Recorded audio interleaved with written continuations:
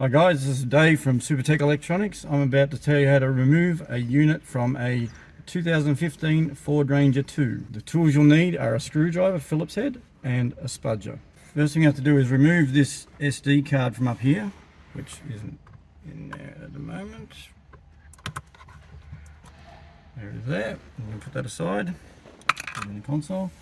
Next thing you need to do is pull this shroud out, which is basically, you get this spudger in behind here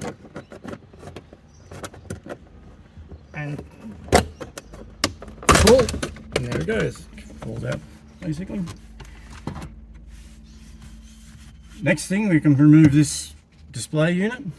Faults we get in this unit are the fact that we might get some odd colors and some lines on the screen. So remove these two screws.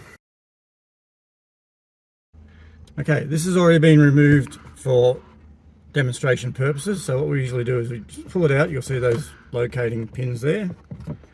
And when you pull it out, there'll be this connector will be in here. Just push the tab in and it'll unlock, and so you can pull it straight out like that. Same with these things. You've got locking tabs like that. Push them down and you'll be able to remove them. Next thing to pull out is the radio box. There's a screw either side.